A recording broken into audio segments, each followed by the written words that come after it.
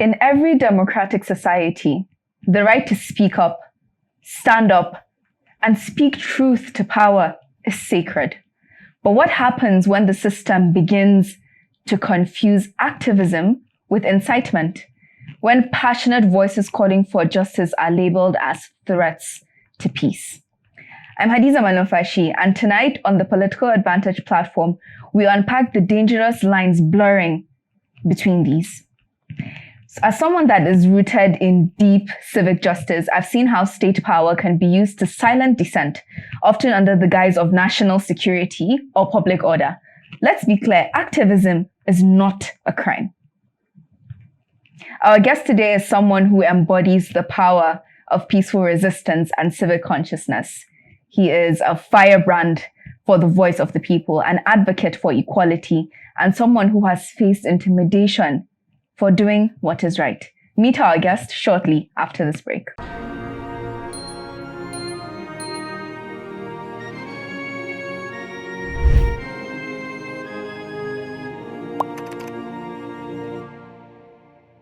Welcome back, and we are pleased to have you here, Dr. Bello Galadanchi, mostly known as Bello for most of our viewers. Thank you for having us. So, just so we briefly know, how did you get into activism? Well, it started with, short comedy skits, just trying to be a little funny. But at the same time, there's always this passion for humans, especially people who do not have the voice or people who have been forgotten. So that slipped into the videos, and then eventually it became full activism. But, I was a journalist at Voice of America. How long were you a journalist for? Well, I started in 2012. So since then, I worked at VOA and BBC. And, the difference between a journalist and an activist, it's not that much. And it's all, passion for human life, passion for justice and freedom. And so it wasn't that difficult to kind of transition and also get all the information and have all the communication channels to connect, to investigate, and also to compile. I can imagine. So speaking on concrete impact beyond entertainment, as you mentioned, comedy and all, your satirical political commentary in Hausa has reached millions of people, and you speak out against corruption, poverty, bad governance, and human rights abuses, to say the least, using a tone that is both humorous, definitely, and it is uncompromisingly critical of the political landscape and politicians in general. Have you ever wondered, are you changing minds or just getting laughs out of it? What do you mean? Am I changing minds? Are you changing minds in the sense of your content generating that traction that is actually pushing the youths or the people that consume your content into making betterments of themselves or trying to hold the government more accountable? Or do you think most people they laugh at it and then they move on? It's actually giving actual impact. What real spark has it? My God. I cannot say all of it right now, but I'm a teacher, and I teach primary school kids from primary 1 to primary 2. So I'm very good at assessing a situation from the beginning and at the end. And my kids will come not knowing how to speak any English, but then by the end of primary 2, they will be communicating with me. So I can feel the difference. And same with people, especially in northern Nigeria. 2.5 years ago, when you read people's comments, when you talk to them, when you try to understand what is really going on in people's minds when it comes to the political system, and now it's absolutely amazing. The difference that it's made. The difference. The whole idea is for people to be aware and for people to really know what's going on. And sometimes it can be very boring and dull for even the common person. They're like, you know what, it's just politics and all those people. I don't want to be. But then when you make it a little funny, When you make it interesting, when you put some catchphrases that you find dad and son saying jira jira to each other, then definitely you make the subject of politics something interesting for people to sit down and talk about. And when I meet folks, young people, older people, and I talk to them, I can see them saying, thank you. We've really learned a lot. Now we understand these things. But the most important place to assess the result is the comment section. The comment section used to be, wow, they're going to arrest you. Wow. It went from saying all that. Yes, from saying, you know what, I will do it too. Oh, yes, we need change. We want change. Things can happen. You can see how people have changed. But also another factor is the amount of young people coming out to make videos about the political situation in Nigeria has skyrocketed. Before, there's almost nobody doing it. And right now, go take a look. The difference is uncanny, certainly. Oh my God. So yes, there's changes coming. It's not going to be red and black, or white and black, but it's gradual. And that's our job as teachers. We don't expect you to know how to speak English today from one lesson or from 1 year, but we can be very confident and patient to keep teaching you for the next 3, 4, 5 years. And then one day you can look at your teacher and be like, you've changed me. And you've been here all along. And that's what we're after. Speaking of teaching, Yes. I've followed multiple projects that you've done, especially in primary schools, where you've done renovations, you've done boreholes, wells as well. And I think these projects, people don't understand. It really highlights that you can, with minimal resources, you can create so much impact, and it sheds a really shine bright eye on the government for what exactly are you doing with the rest of the money. So with regards to the projects that you've done, may Allah reward you for them. Thank you. Are they self-funded? Is what most people are asking. Self-funded. Yeah. 100% self-funded. 100%. Right now, I have my friend Barrister Abba Hikima and Sharafuddin.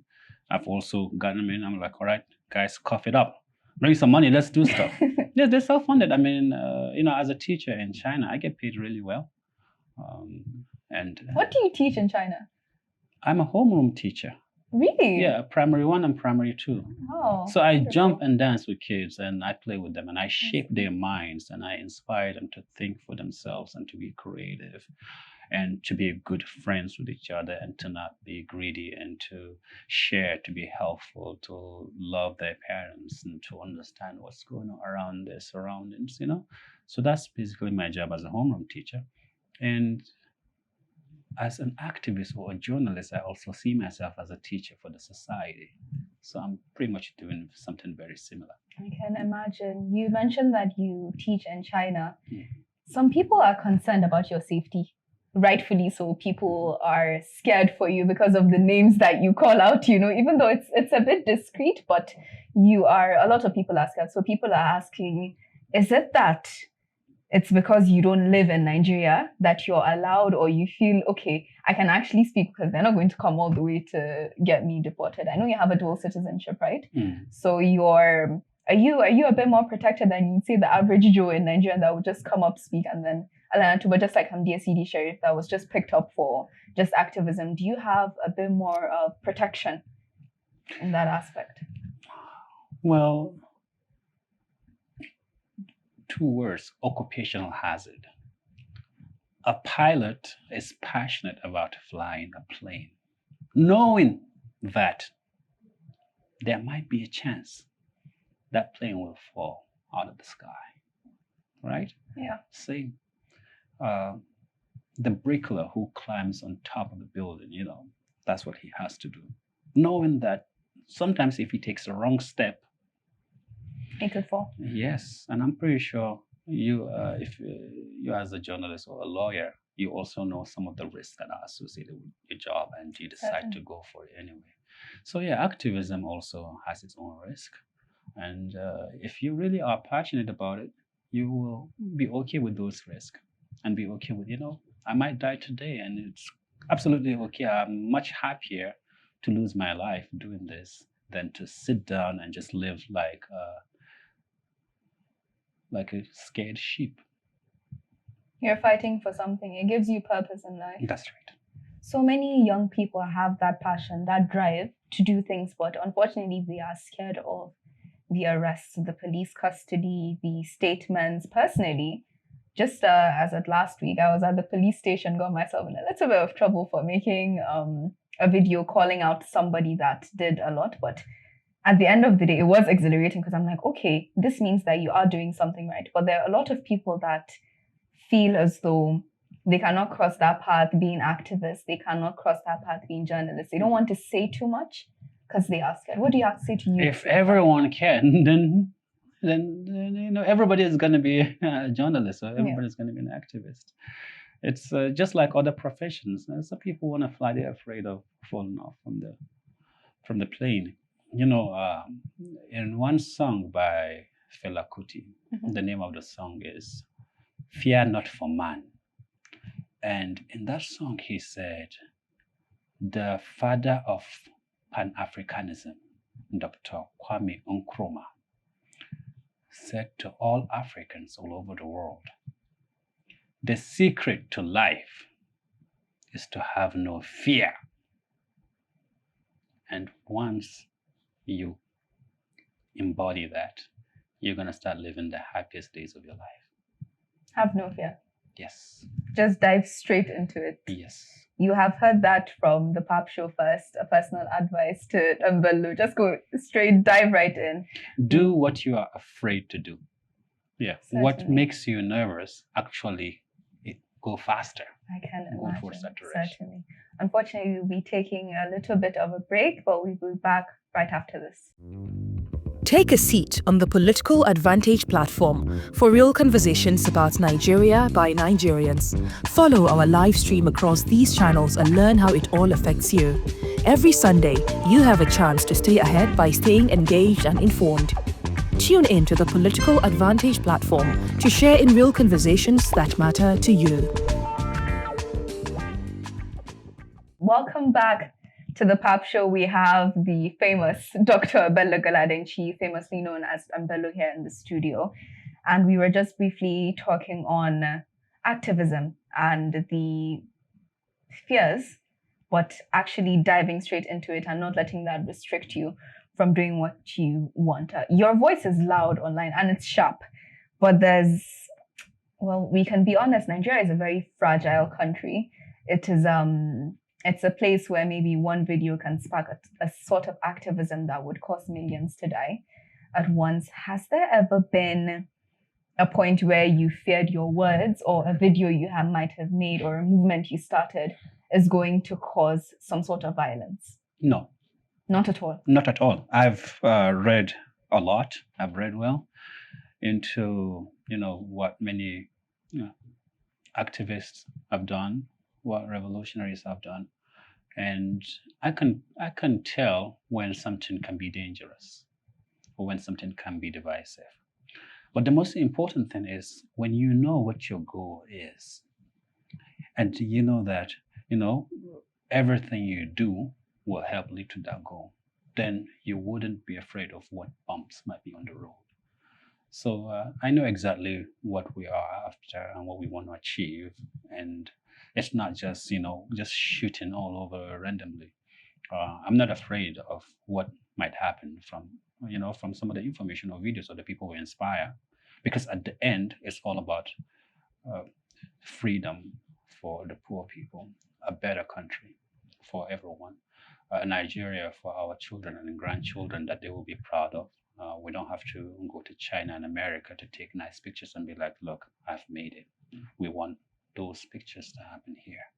Can imagine. Dangaskia is a name of a movement that you have started. That's right.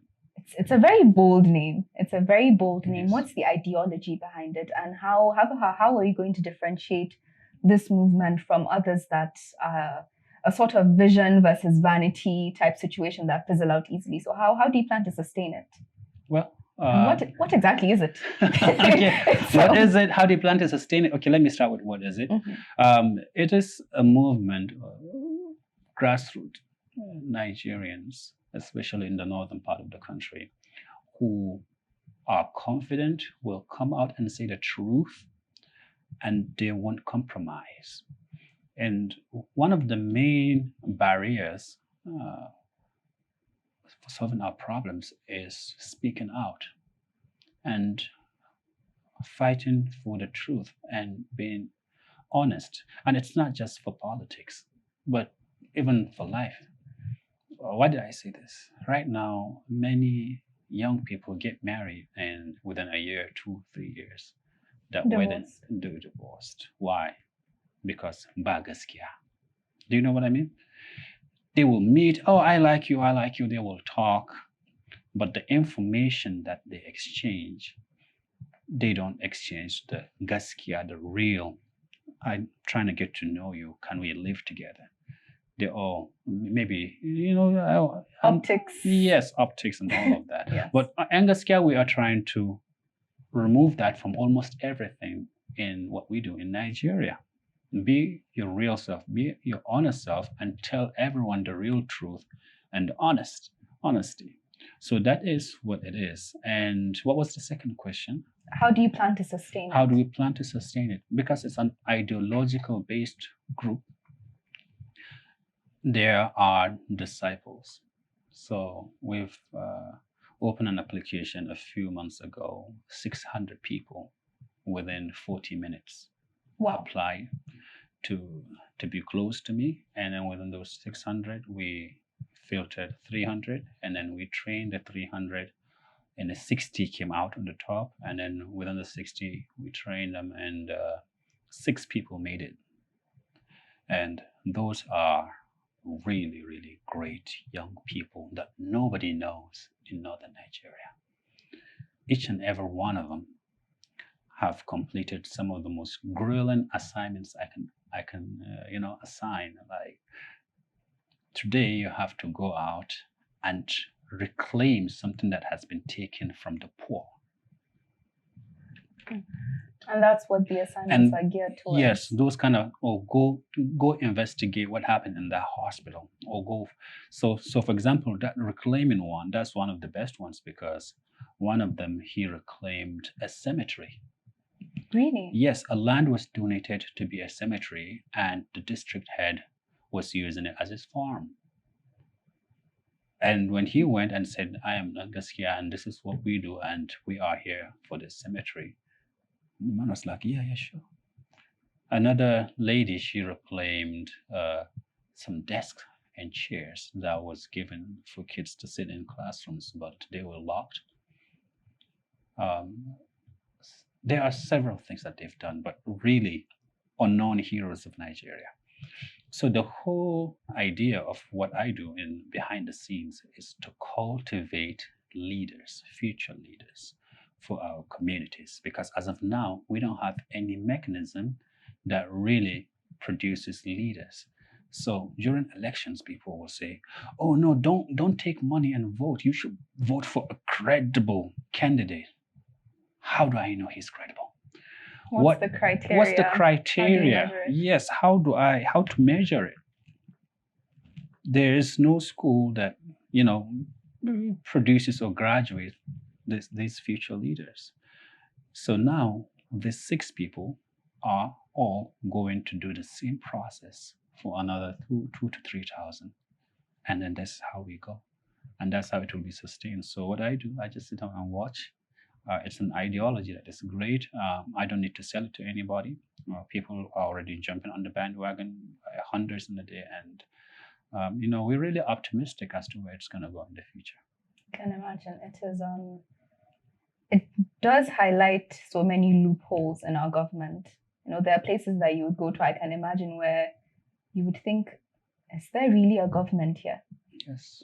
There's so many people abandoned, starving. Mm-hmm. Bad governance has really shooken northern Nigeria to its core. And a lot of people that don't, most people that are watching this, you have the opportunity to be on the internet, on your phones, but there are millions that don't have access to, they don't even know what this is. Mm-hmm. It's really disheartening. It really is. But one thing that this Engaskia project also, I learned from it is actually people are so quiet. Why do you think that is? Because some of these things that were reclaimed, or some of the projects that I asked them to do, go find information or ask for something or go get something back, it only takes talking. It's like, hey, we want this back. Or like a well. There was a well that was donated to a community, and after a few weeks it was closed, and people were told, oh, it's broken, it's a borehole. But a few people suspected that nothing happened to it. So when I gave these guys the project, one of the people, as a lady, she went and found the person who the well is in front of their house, and he's the Meungwa. She said, this well is not broken. We want to use it. And he said, okay, but the thing is, I have many guests who come to see me. So if the well is open, there will be so many people. And why he locked it. That's why he locked it. It took just talking. And so I feel and I believe that there are many societies that are they are struggling because they refuse to speak up, just to say one or two things. And then before you know, here, this is what you deserve. Here's your entitlement. I can imagine. It's tackling that. How would you call it? You wouldn't say it is like a mystical behavior, but maybe that fear to speak up. The fear to speak up. It's eating us up. It's eating. Or it's not my responsibility. Yeah, you think it doesn't concern you? It doesn't concern me. Yeah, even if it concerns me, but I'm not the one who is supposed to go and say, I want my well back, or I want my cemetery back, or I want my classrooms back, or I want my desks back. Maybe a leader has to do it, or somebody from somewhere. I don't know. Someone getting paid to do it. It's not really our responsibility. That's right. I think we have a lot to change in terms of that narrative to, like you said, the betterment of Nigeria and to create a better future for not just ourselves, but more people to come henceforth. A lot of people are asking, do you plan to go into politics? Into politics? Yes. I'm a teacher. You don't I'm a primary school teacher. What I hope we can have is a Nigeria that is fixed. And there are primary schools that are just like mine in Beijing, so I can come back here and teach them in that situation. I'm a teacher, so you can see whenever we have a little funds, we try to fix up the classrooms. So I'm thinking hopefully one day I can go back into one of those classrooms and teach. I'm a teacher. I think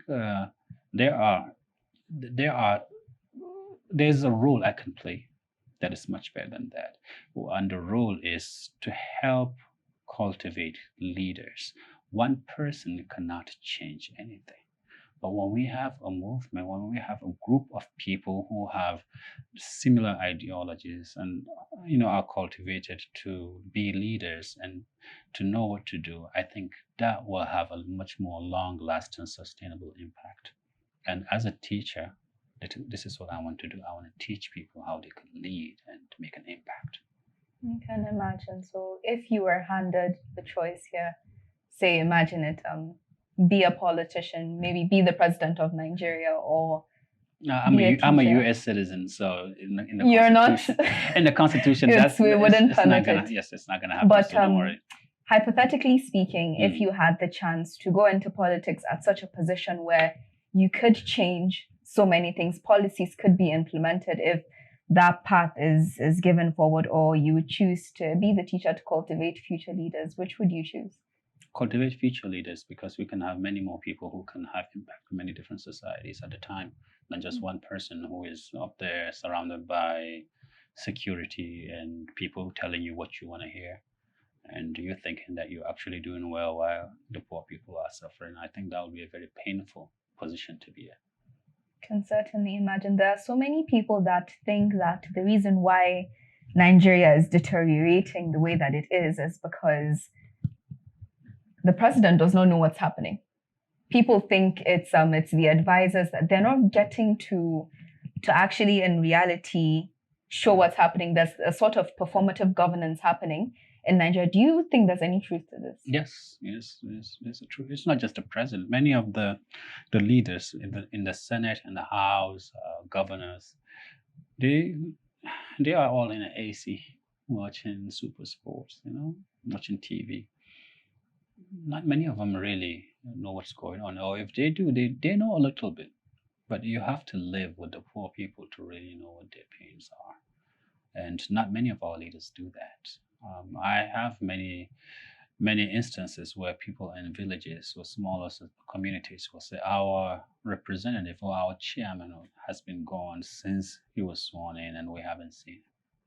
So if you don't live there, or if you don't go there, how do you really know what their problems are? Or how do you understand as a leader, as someone who said, hey, I'm the most qualified person to lead these people, but I'm running away.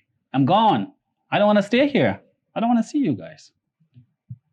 So it's quite ridiculous, you might say. Yes, it's ridiculous. Can imagine. Unfortunately, due to time, we do have to wrap this up, certainly. But before we do, have a few things just to highlight. Despite the freedom of speech and expression being fundamental rights that are guaranteed by the Constitution, politicians unfortunately use police, courtrooms, and sometimes illegal means to intimidate people into silence. Yes, to silence people.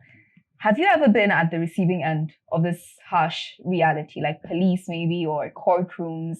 Have you ever been arrested for all that you've done? No. An attempt? Maybe an attempt, but many times it's threats of lawsuit. There are many instances where we are taking you to court. We are taking you to court, but they're not. They don't do anything.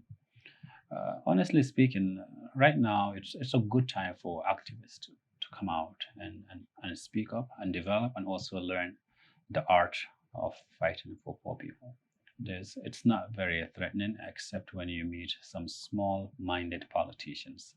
And the work that we've done is people have learned to identify those smaller-minded politicians.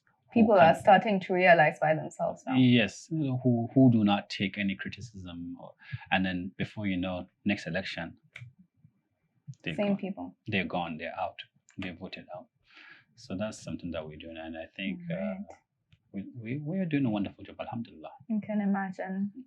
Finally, just to add it, if tomorrow the government is to label you as a terrorist or somebody that is, treason is what they always justify picking up activists with that word, treason.